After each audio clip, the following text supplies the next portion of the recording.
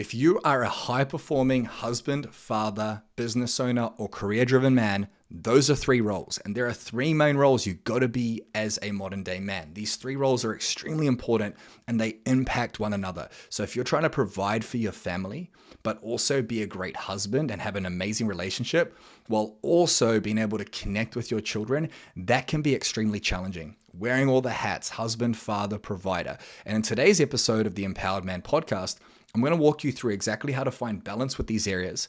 We're going to break down the main problems in each of these areas. Problems like yelling at the kids and being a grumpy dad. Problems like not having enough time and being too busy and losing balance. And problems like relationships breaking down with a lack of intimacy, lack of connection, lack of love. I'm sure you've experienced one of, if not all of these problems. In today's episode, we're going to walk through exactly why they happen, how you can fix them, and how you can become a three-dimensional man who has power and purpose in all the key areas, because all of them are important and they affect one another. So strap in, get ready for today's podcast episode. You're not going to want to miss this one. There's a ton of amazing information to help you be the best husband, father, and man you can be so you can win at life. What a way to start a podcast, slurping on some tea. Andrew Tate. Do you know who Andrew Tate is, Sam? I know the name, but probably when you start. Andrew Tate just got cancelled on social media and he was uncancelable. He had a scheme where he would get people to repost his content and link that content to his landing page or his business. And if somebody signed up to his business through that page link, they would get the first month. So they'd make $50. And he had really controversial content. So he would talk about how high value men could be married and love their wife and sleep with other women. Quite controversial, right? Mm-hmm. He would talk about how like a man should be protecting and paying the bills. And like he had very traditional values and he had like really intense ways of putting it out there, like really energetic. You can Google him, anyone who's listening. And his content was everywhere. He was the most Googled man on the planet. And he had some really, really like crazy things to say. So you can't cancel him. And then he had a YouTube channel. That was all he had, and Instagram. He didn't have any TikTok, nothing like that, Twitter. Everyone was posting for him. And a few weeks ago, the government or whoever is in charge of everything, they canceled him on every platform. So he lost 1 million subscribers on YouTube. He lost like almost 5 million on Instagram. And YouTube, Instagram, Twitter, Facebook, all the companies have like banned him like simultaneously. Now, what's crazy is, despite his like insane views around women, and we'll get into some of them, he had some really fucking good points. Like he believed men should be men and lead. They should provide. They should be able to fight and protect their family. He believed that men were better at some things than women. So like men were better. Like if you get into a fight, you don't want to be surrounded by 5 women. You want to have 5 of your men around you to fight. He mentioned that if he went to drop his kids off at daycare, he wouldn't drop them off at an all-male daycare. It would just feel weird for him. I don't know how that would feel for you, but like, yeah, like just a bunch of dudes like sitting there, 8 of them, and you're like, here's my child. No, thank you, right? So he had these really traditional views, and I agree with a lot of them around what it means to be a man. He was also leading a whole bunch of young men, like the new generation of men. So like 15 to like 24 was his like age range. And he was empowering these guys to like make money and like be successful. And like, it was quite intense. It was like, you got to make money. You got to be rich. You got to be high value. But he's got a fucking point, because most men are overweight, unhappy, depressed, anxious, and stressed. Most men are. Like, we work with them. So here we have this new generation of men that are coming in that, you know, are stuck on the metaverse. They're fucking staring at their screens. You got a 4-year-old, I guarantee he watches screens, right? They're addicted to them at that early age. And like the government, whoever's out there, I don't know I'm not fucking clued in on this Illuminati bullshit, but we have a generation of boys that are being sedated just like their fathers before them. And whoever is in charge doesn't want those people to be empowered. Which leads us into today's topic, which is the 3 roles of men, the 3 roles of modern day men. And you may or may not be in one of these roles right now. They are the role of a husband, a father, and a provider. And we can replace husband with boyfriend or partner. Father is pretty obvious, and provider is being able to provide for your family. So if you're not a family man, this may or may not apply to you, but most people listening to this are. So let's break down the problems in each of these areas compared to what we think we should be doing versus what we are currently doing. And let's start in the realm of a provider. So you've been providing for your son, and up until recently your wife, until you got divorced, or you're in the middle of a divorce. What does providing mean? And then what are the mistakes and traps we fall into as the provider? As the Andrew Tate said, the successful guy making money, what are the problems we fall into? I think one of the biggest problems as a provider is not having a plan. I spoke to a guy yesterday who's like, I just want to provide for my family, but I don't know how to do that. He said, it sounds stupid, but I should know how to do that, but I don't know how. That's really loud. That is really loud. Yeah, let me turn that off. Keep going. Oh my God. He's like, stop. Close the calendar. He's like, I don't have a plan. Yeah. I don't know how to best provide. And as the longer I go without having a plan, the more disconnected I get from being able to provide and give my family what they need. I think that's one of the biggest things is just no plan. And you just, when you become a family man, when you become a father, and in that space of providing, the kind of teenage, early 20s kind of living week to week, it doesn't serve anymore. Yeah, you can't do that anymore. You can't do that. Otherwise, you're failing. Yeah. That's right. Yeah. That's exactly right. And so for me, like as a father, providing means that I do what I need to do in order to ensure that my son has what he needs. Not everything he wants, because that just leads to entitlement, but what he needs in order to grow, to thrive, and to flourish. Yeah, 100%.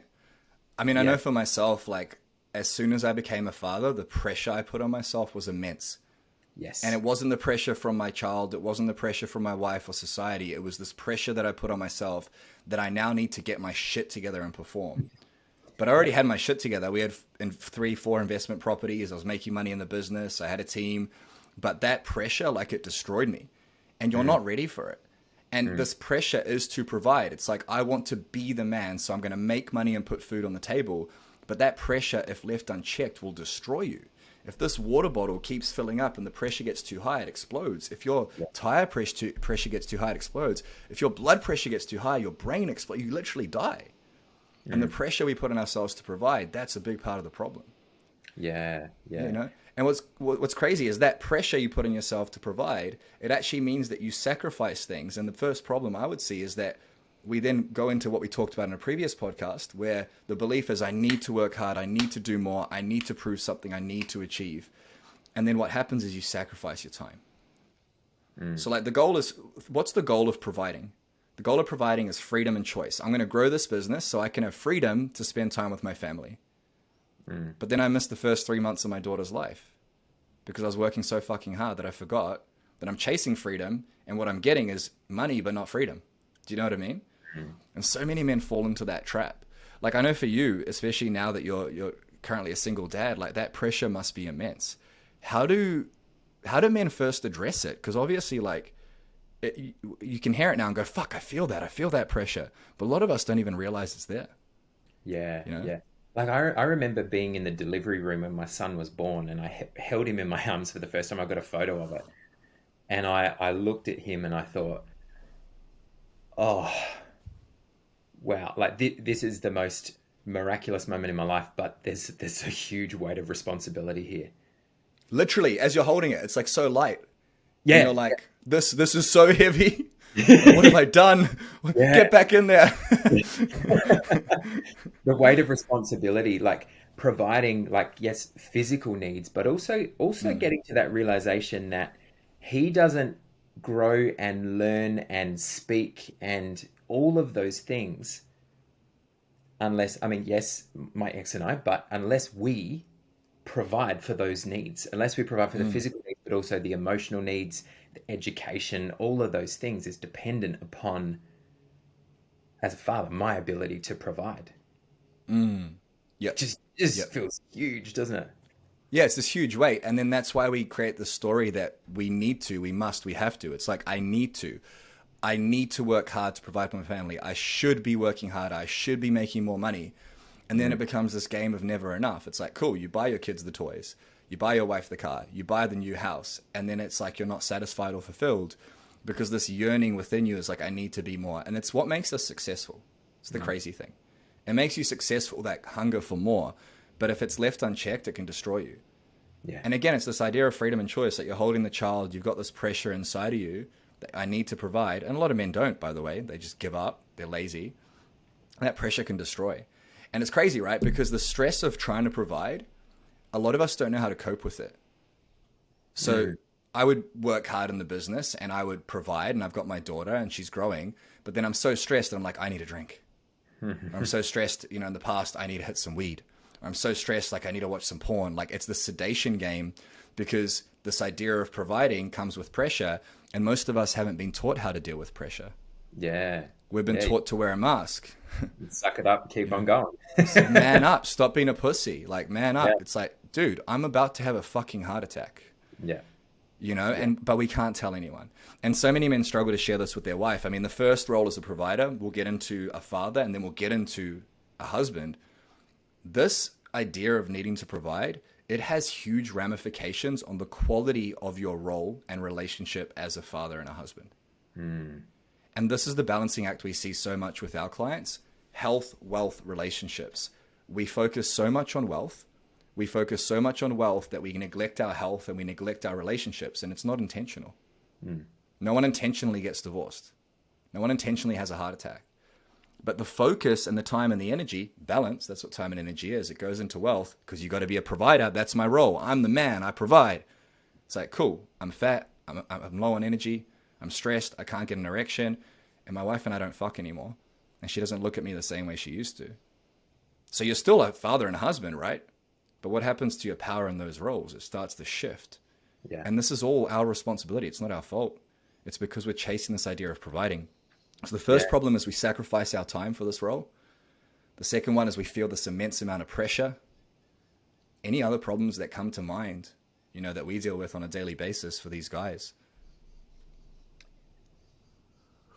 Look, I think for many men it is, sometimes it's the fear of repeating patterns, like depending upon how they were brought up and what they were taught. It's that immense fear of, we talk to a lot of men every week, and for some of them they're sharing, I've become my father, or I've become this person that I didn't want to become, and I've just repeated the same pattern, which of course you do. If you don't learn a different way, of course you replicate it. Yeah. And for some, it's the fear of doing that they pull right back and they pull away. Some leave before the child's born because they just can't face doing it. Can't hack it. It's fear, man. It's uncertainty and fear. Yeah. And that's a really good point. Actually, it's fear of not being able to provide. Yeah. And even if you do provide, it doesn't feel good enough. Like, your children will not remember you for the toys you got them when they were 3 years old or 7 years old. Yeah. They'll remember you for the presents. And this is the idea of providing. Like, you can provide money and you can provide safety and security and you can provide toys and things. But there's a difference between providing things and money and providing presence. Yeah. Like, children need presence and they need guidance and they need leadership. And how the fuck can you lead your children and be a great husband and a great father if you're not present and you're constantly trying to provide and chase and win the game and the war of business? You can't have both. So we have this place here where we're chasing more. We want to provide. We sacrifice our time. We sacrifice our energy. We sacrifice our hobbies. We aren't present. We've got this immense stress and pressure. We can't share it with the wife and kids, and we're stuck in this place for months and years. Yeah, yeah. And then we wonder why it breaks down. Yeah. So on the opposite end of the spectrum, how do we provide and actually have it all? What comes to mind for me is freedom and choice. Like, what does that actually look like? What's the opposite of these problems?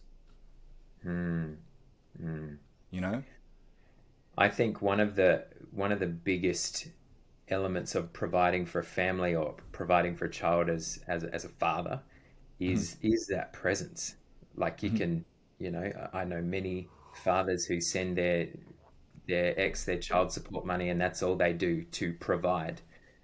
but that is such a small way of providing. Like providing is education, providing is, teaching and supporting your child through each stage of life, which has all of its challenges and complexities. I think, yeah, like every situation is different, and every relationship is different, and for whatever reason, maybe the father's not present, or one of the parties isn't present. Yet providing financially, it does create the freedom and choice, but also the education, teaching our kids how to respond and how to navigate their emotion. I've got this technique I do with my son to regulate his emotions, and that's education. And that sets him up to win. Yeah, we'll dive into that, actually, how to do that. Hey legend, if you're getting value from this podcast, then you're going to love our Empowered Man 7-Day Challenge. Inside, we've taken some of the best content our clients invest thousands of dollars for to change their lives, and we've given it to you in the course of 7 days. This challenge is worth over $3,000, and you can get it for $37, 97% off. Inside, we'll teach you how to fix your marriage and relationships and reconnect with your partner, your kids, your wife. We will teach you how to take back your time, how to take back your power, get into powerful routines, and how to take control of your life, take control of your mind, take control of your business, take control of your health, take control of your wealth. Sounds too good to be true, but there's a complete money back guarantee. So if you're enjoying this podcast, go to elitebusinessman.com/challenge. That's elitebusinessman.com/challenge. It's going to be in the call notes as well, and you'll be able to register for this challenge that will completely change your life. Yeah, so what I want to do before we go into the relationship side is that we've got the problems of being a provider. So let's talk about the solution. So, you can provide and have that role as a father and a husband who gives money and support and safety and security. But if you're doing it at the sacrifice of freedom and choice, then it's a problem. So I think for a lot of guys, it's just simply asking the question, cool, I'm a provider. That's one of my roles. How do I provide safety, security, money, basically give my family the life they deserve, while also having freedom within myself? So it's like mental freedom, freedom from negative thoughts and being able to switch off, financial freedom, which we just talked about, and emotional freedom, being able to regulate emotions and regulate the feelings that come through you each day and work through them, and then time freedom. Those are the 4 types of freedom, right? It's like financial freedom is what we're chasing, all of us. That's why we work hard to provide. That's our role. But financial freedom combined with time freedom, so you can switch off. You've got a team running it for you. You can buy your time back. You've got emotional freedom. You feel good, and you've got mental freedom. You think clearly, and you're able to switch off and be there with your family. Because this thing, man, like I struggled to switch off for years with my business, and I would not be able to be present with Rosie. When my daughter came along, I missed the first 3 months of her life. And then I realized that how can I switch on for my family if I can't switch off from work? Yeah. And this is why this podcast is titled The 3 Roles of Being a Modern Day Man, because it's not enough to be just a husband. It's not enough just to be a father. It's not enough just to be a provider. You got to be all 3. Right? You got to be able to switch off from the business and go, yeah, I'm a killer. I'm crushing it in business, like you are when you're on clarity calls, bringing on new clients. But you can't bring that same energy to Luca, your son. I can't bring this energy on this podcast. I'm like firing right now. I can't do that to my wife. She's going to tell me to get fucked. She needs some love. She needs some understanding. You know what I mean? Yeah. So we have this place here of providing the pain. We have the solution: time freedom, financial freedom, emotional freedom, and mental freedom, which ties us into the second role, which is that of a father. So walk me through, what are the times in your life where you've snapped or stepped into that shadow side of being a father, that role that really doesn't serve you or anyone else? I think the first thing that comes up for me is just being buried in work.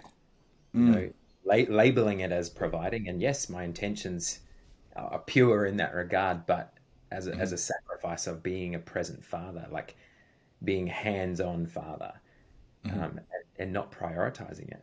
There's been times I'm ashamed to say that I haven't prioritized time with my son. And I can't change that. I can only change what I do now.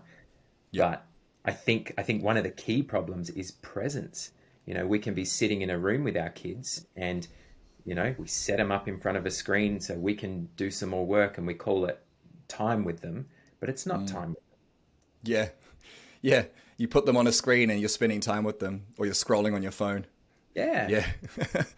I do it now. Like, and I teach this shit.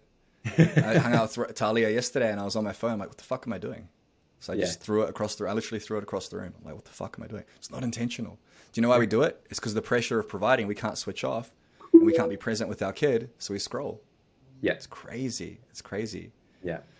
Yeah. All right. So I know for me, man, like one of the biggest challenges has been not snapping at my daughter, but I've seen it in other men. So like my father, when he used to get upset or angry, we were the ones who took the brunt of it. Yes. He would yell at my brother and I was bigger and less clumsy and I would make less mistakes than my brother. So I saw my brother get the brunt of it. And my dad would yell at him and abuse him, not intensely, like not beating him and not, calling him names, but he would to a degree, like give him shit. Like, what are you doing that for? Or, don't be an idiot or things like that. And I could see firsthand how somebody who didn't have the mental freedom and the emotional freedom could direct his anger and his energy at my brother. And my brother was afraid of him. I was afraid of my father up until, I got to the age where I could hit him in the face. He's a big guy. And I think as men, like we snap. I'm very fortunate to have not done that with my daughter. I don't think I've been upset at my daughter once in 13 months. She's daddy's girl, right? If it was a boy, it might be a different story. I'm not sure. But I think because I saw my father treat us that way, I vowed to not do it. And I've dealt with a lot of my anger issues through my therapy, counseling, etc. But I do see it in my wife. I see in her, and she's getting way better at it. But she was also snapped at as a child. And instead of doing what I've done, which is deciding not to do that, it's a pattern for her. So many fathers, they lose their shit. Like so many fathers unintentionally yell at their children, snap at their children just for acting their age. And it's got nothing to do with the children's behavior and everything to do with the father who doesn't have his shit together. Yeah. Most of the time. Isn't it? It's the pressure. We walk around as these ticking time bombs. Yeah.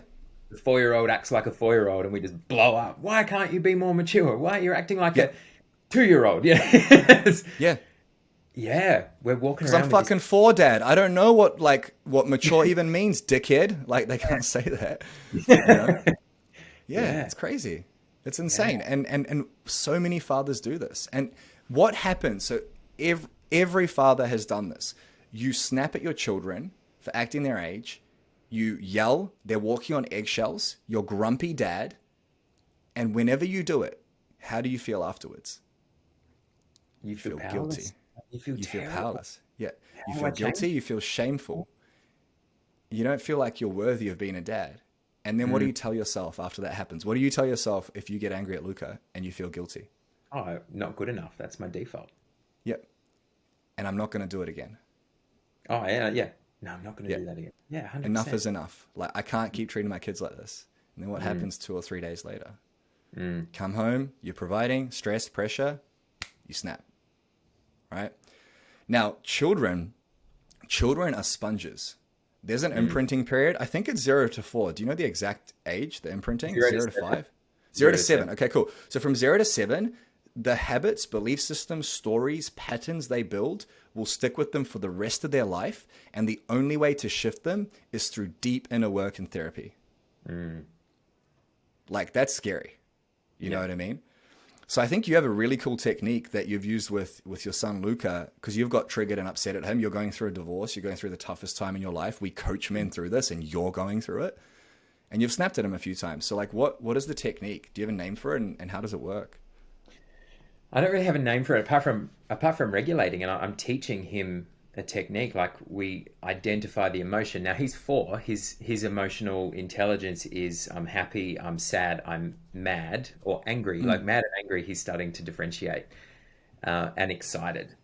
When he'll come to me, he might be crying. It might be, at something he's gotten in trouble for not doing the right thing, or that he's upset about something else, and we name the emotion. That's the first thing that we do. And so he says, I'm sad, or I'm mad, or I'm angry. And I say, if you were to put that on your hand, can you see that emotion? Like, what shape would that be? Like, what does it look like? Oh, it's a circle. Okay. And then you get him to describe it. So that I think I said sad. That sad is a circle. What color is it? Mm-hmm. Purple. Okay, it's a purple circle. Okay, is it heavy Mm-hmm. or is it light? Oh, it's heavy. Okay, and is it big? Is it small? It's big. Okay. Mm-hmm. So it's a big, heavy purple circle that's really sad. Mm-hmm. If I was to take that and give you a blue square Mm-hmm. that felt a bit lighter, is that still sad? And he looks at his hand and he smiles. Every time he smiles. Mm-hmm. And he said, the sad's gone. And Yeah.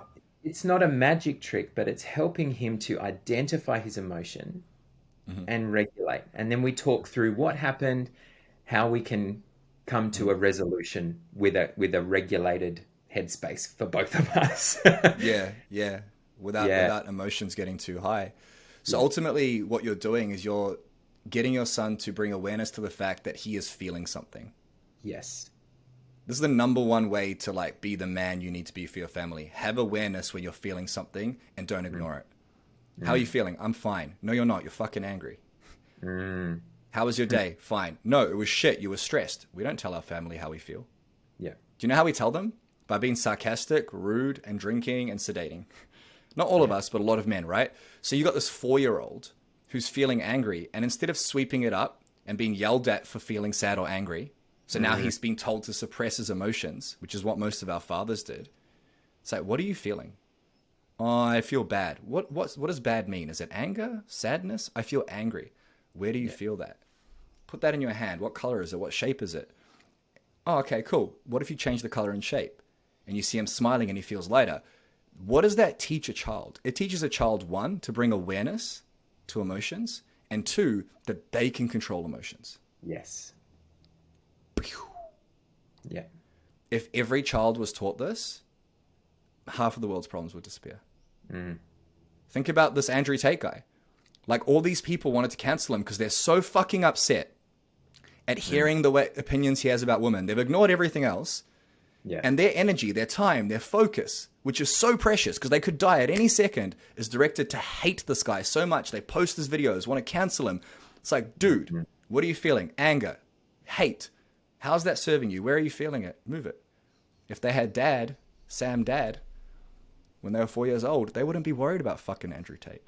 And this is the problem in the world we live in, man. It's like we have business owners, husbands, fathers, providers, husbands, fathers. How many of us, how many men and women focus on the wrong shit because they don't have control over their thoughts or feelings? Yeah. Yeah. So the first problem is really that a lot of us, we get triggered and we take it out on our kids. The second is that when our kids do something wrong and we take it out on them for doing something wrong, whether they have emotions, they're yelling, they're screaming, we don't actually guide them on what to do next. Yeah. 2 hacks you can use with any child to make their life better, to help empower them as a father. Number 1, help them identify what they're feeling inside of their body when they do something you consider to be bad. And then second, when they do something you consider to be bad, they punch someone, they throw something, they kick and scream, don't just tell them not to do it. Yeah. That doesn't fucking help anyone. Don't do that. Yes, boss. Anything else? No, just don't do that. Don't do that because I said don't do that. So there's this 4-year-old, 6-year-old, 7-year-old, and they're like, okay, cool, I'm not going to do that, or I am. Now what? If you have an employee, you don't say, don't do that, and then walk off. You're like, hey, don't do that. This is why it's not ideal.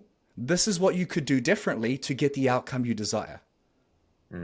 So if we can teach our children as providers, business owners, career-driven men, to not just feel emotions, to express them, and then guide them in a new direction, guess what? They fucking win. Yeah. My dad's like, don't do that. It's like, cool, now what do I do? I'm 4. I don't know what I'm supposed to do.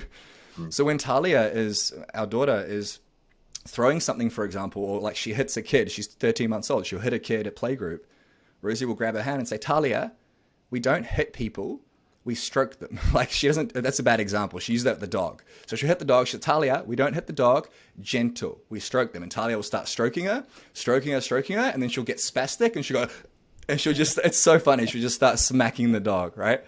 Yeah. So we have the issue of triggers. We have as a father, that's the role. We have the issue of triggers, taking it out on our family. That's our own shit. We have the issue of not guiding them to express their emotions. And I think another issue is we talked about earlier is a lack of presence. Yeah.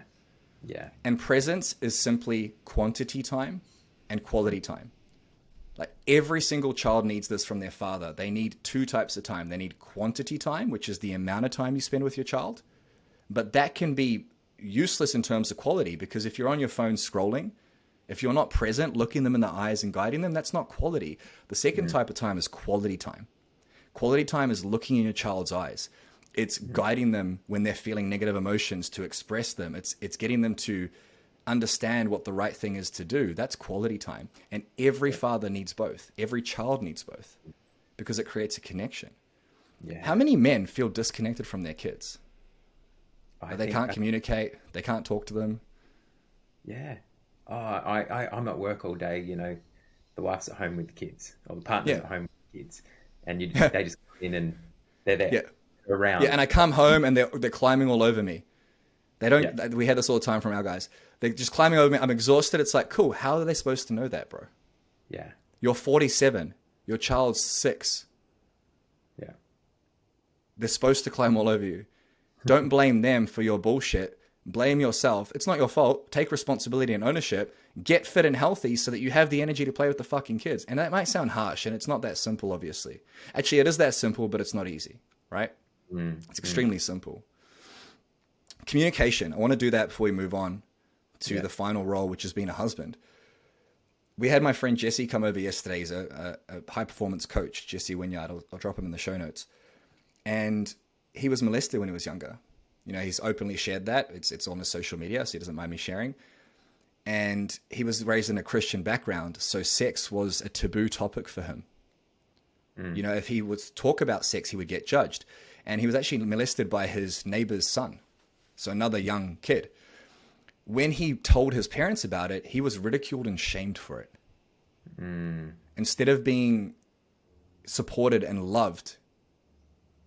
So then he was like told by authorities and his family that it was wrong of him to be molested. It was wrong of him to express the injustice he felt, even as a child, knowing that was wrong. Like, think about the trauma that causes in someone. What's really cool is Jesse, myself, you at some point, once you hang out with me enough, we explore a lot of things. I'm quite sexual. I also explore psychedelic medication, you know, mushrooms and things like that. And so does Jesse. And Jesse's got a 9-year-old son, Orlando, and he has had the sex talk with his son, and his son's 9 years old. And I asked him, I was like, what did you say? He's like, well, you know, one day this is going to happen. And when it does, these things will happen. And when that happens, try and do these things and use protection and this and that. I'm like, what? But he's 9. He's like, yeah, but he's 9 and he has the internet. He can find all this shit at school or on the internet. So it's better dad tells him. And then he said to his son, his son knows that they sometimes, you know, have some medical marijuana and that sometimes they take psychedelics. And he said, look, he knows, his 9-year-old son knows what psychedelics are.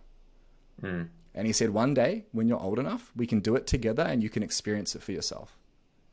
Now, a lot of men and women, especially women, I know my wife would agree, would think that's irresponsible. Like Rosie and I clash on this, I think. We haven't had a discussion about it, but we think that's irresponsible. But is that irresponsible, or is that the most responsible thing you can do? I think it's a tricky one. it is a tricky one, but I think kind of unpacking the layers of it, it's up to us to educate our kids. And if we don't, someone else will, or the internet or the media or something else will educate them. 100%. That's a great frame. Yeah. I think what comes up for me is, you know, the times where my son, he asks questions all the time. And sometimes I'm like, what a question. Like, why would you even ask that? I think internally. I'm like, but he's 4.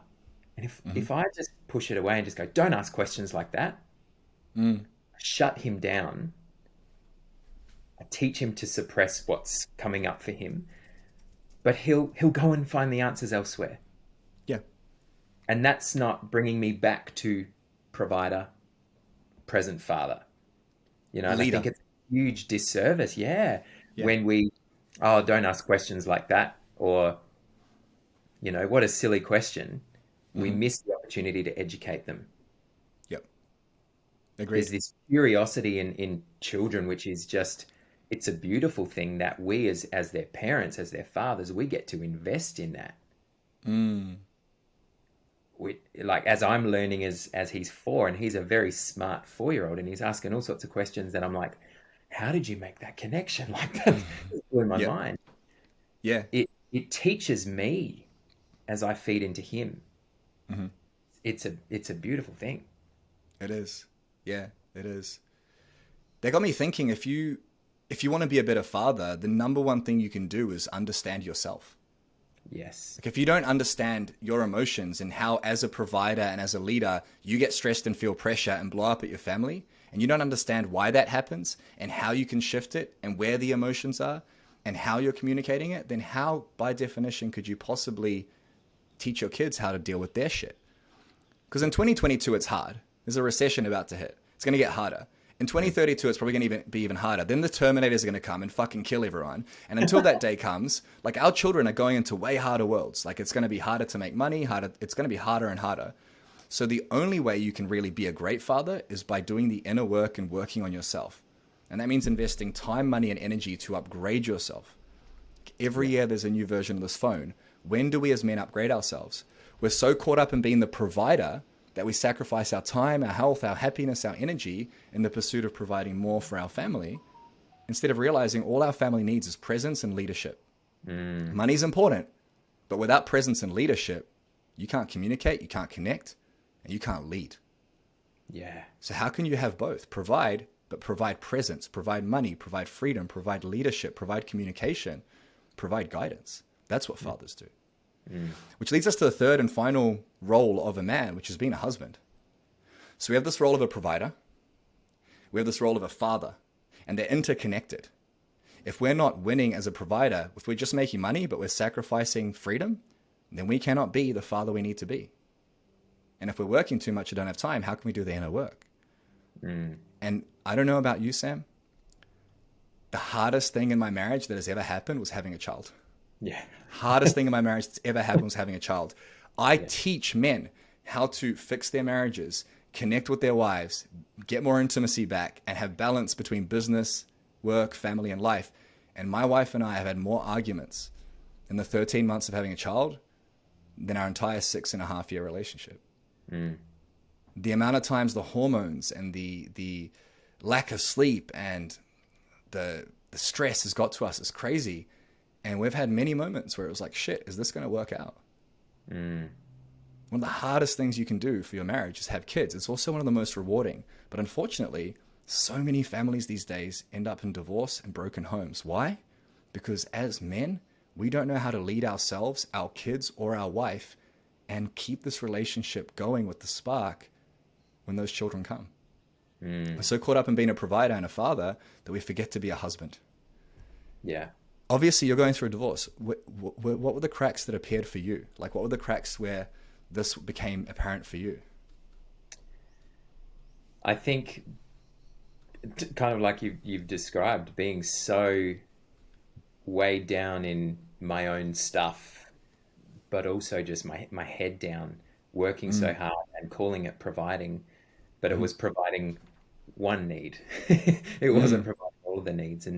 And there within came that disconnection between my ex and I, that disconnection that just grew larger and larger and larger, that I wasn't even aware was happening, to be really honest, because I'm providing. I'm a super dad, I'm a super husband because I'm providing and I'm working 4 jobs, I'm saving the world, but at what cost?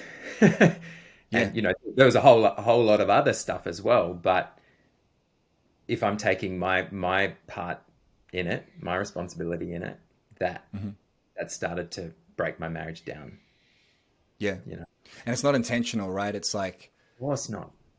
Every marriage breaks down for one reason, and that's because we lose the spark. So at the beginning, you're not as busy in your business or career. You may not have the children yet. So it's easier to direct time and energy into your relationship. Yeah. You're touching each other, you're talking, you're laughing, you're spending much, much more time together. But then as you get busier in work and business, as you have 1 kid and then 2, that time and energy that was directed into your partner now disappears, and she gives you way less. Like whether you like it or not, as soon as you have children, you will never be number 1 again as the husband, ever. Yeah. That's not true. You may be in moments of time, pockets of time, but you'll never be number one again. And a lot of men don't know how to handle that. So what ends up happening is their wife gives them less sex and intimacy because she's burnt out. She's at home looking after the kids. You're providing the business, so you're not connected in terms of time. And then when you come home and you don't get the sex or the house is a mess, you go into default mode, which is trigger and judgment instead of understanding. Right? And this is what a lot of successful men go through. The story is, I'm providing, I'm being a dad. I spend an hour a week with my kids. Are you present? Yeah. No. So like, wife, why the fuck is the house a mess? And why the fuck are we not having sex? And then we argue. Right? So there's this lack of a spark and there's this lack of connection. And then for you, it happened. It's like, it wasn't intentional. You don't even realize that you're not communicating. Yeah. Yeah. You know, did you ask, and I didn't when my wife left me, did you ask, how are you feeling? Are you feeling loved? Do you feel appreciated? Do you feel understood? Do you feel supported? If you hear that question, you're listening to this podcast, like, do you hear that and go, that makes sense? I could see why you'd ask that. No one asks it. Yeah. Yeah. Oh yeah, my marriage is good. Have you asked? You know, when mates will like tell their mates like a conflated story, you're with your mates, like, how's things with Sally? Yeah, really good. If I asked Sally, what would she say? She'd say, it's fucking terrible. He's put on a spare tire around his waist. He's never home. When he is home, we argue, and he can't get his dick hard anymore. Like, it sounds terrible, but this is what a lot of men go through, right? We lose that spark, we lose that connection, and we don't have much left to give, right? Yeah. Like, we don't have much left to give the kids or the wife. What about the blame game? Because like anyone listening to this who's going through what I just said will go, yeah, that makes sense. That's me. But we don't take that responsibility, right? We play the blame game. You know, marriages break down because we play the blame game. We blame her for the lack of sex. We blame her for the lack of intimacy. We blame her for the arguments. We blame her for the house being a mess. We blame her for the fact that we're not connected, sitting at opposite ends of the couch. Why do so many men struggle to take ownership and responsibility? Because they don't even realize they're doing it. Yeah. Like, the number one way to fix your marriage, if you don't have the spark, if you're not communicating, if you're not connecting, is to simply say, you know what? How am I responsible for this? My wife has a role to play. It's not my fault. It's not her fault, but I'm going to fucking step up and do something about it. And so many men struggle to do that. And guess what? They get divorced and their kids are raised by another man. So if your relationship sucks, do something about it. Take some fucking ownership. Why do so many men play the blame game? I don't get it. Like, do you, I mean, I used to be this guy, actually. I know why I do it. Like, why did you do it? You know? Look, I think it gives us a justifiable reason for why we are the way we are. Yeah. You know, we always want to feel good about ourselves, and you know, even if it's our own crap, we want to feel justified in it. And I mean, so it's easy to point the finger at someone else. You know, I don't know if you've heard this before, but when we point a finger at someone else, we're pointing 3 back at ourselves. Ooh. And that's we're often holding a mirror. Do you know what I mean? And we're the thing we're pointing out, we're just like, oh, that's me. And you know, it's easy to blame. It's easy to cast judgment. It's easy to, from this space of not knowing any different. You know, as you say, like, we don't intentionally do it, but I think it becomes a coping mechanism. Yeah. But To when blame. When we turn it around, and you know, I always love to ask the question, what would it look like for you to take 1% of responsibility here, even just 1%, because that then gives you a buy-in to be able to change it. As opposed, if it's just on them, then you can't do anything about it. You can't fix it. You can't change it. But if you take some ownership, then you can. Taking ownership requires vulnerability, and for a lot of men, that's a scary space to be in. Yes. Yeah. Especially egotistical, successful men. Yeah. Because to be vulnerable in the game of business, which is a war, like, it's kill or be killed. Yeah. So vulnerability is seen as this weakness, but it's the lack of being able to be vulnerable that causes so many marriages to break down, because we don't have these conversations. We don't ask. We don't share. I think we talked about this in a previous podcast. If you want to fix your relationship, just imagine a world where you came home after a stressful day, you're triggered, you normally take it out on your family, you normally say, I'm fine, go and have a drink, and instead you walk up to your wife, you look her in the eyes, You grab her by the shoulders and you say, you know what, babe, I'm so grateful to be home. I've had a really stressful day, and I know normally I lose my shit, but I just want to tell you that I'm feeling pretty low today, and I want to be honest and vulnerable about that. But guess what? Now that I'm here, I'm going to be here for you. Mm. You know how many men struggle to do that? Yeah.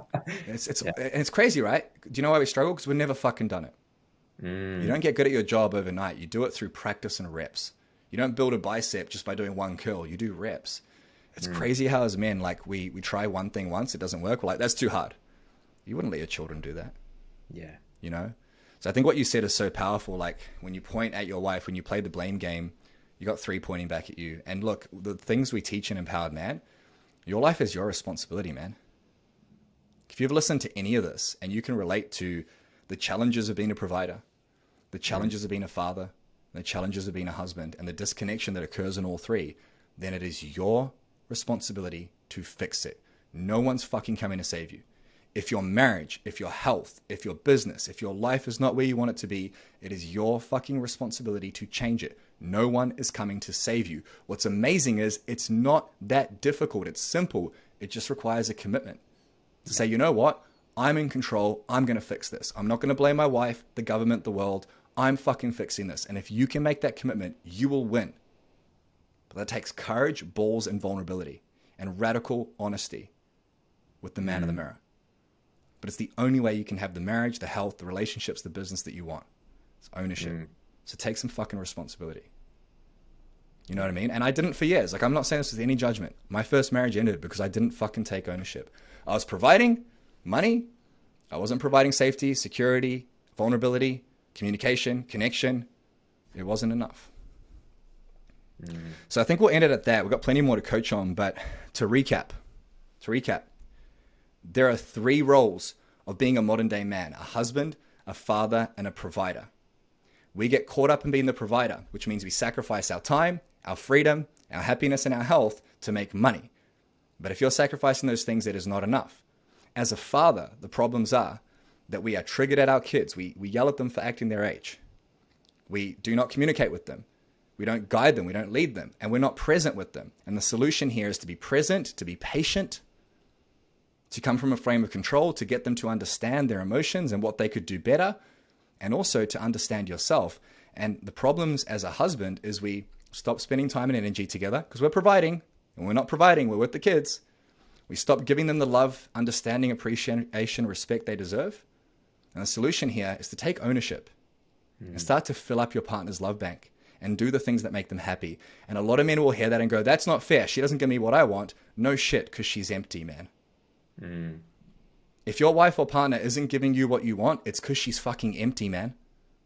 Oh, but she cheated. She did this. She did that. Your wife does not cheat. She does not leave. She does not hate the relationship if she is fulfilled and loved. And guess what a woman does when she's loved and fulfilled? She gives you that back. She gives you the sex. She gives you the intimacy. So if your relationship isn't where you want it to be, take some fucking ownership and do something about it. It's not hard. Give her understanding. Ask her, how can I make you feel loved, appreciated, understood? What can I give you? What can I show you? And then do it, and do it with the expectation of nothing in return. Do it because you're a leader. And that's what leaders do. They provide, they're great fathers, and they're great husbands, and they can have it all because they have the capacity to. But a lot of men struggle with that. They don't have the capacity. They don't have enough time. They don't have enough energy.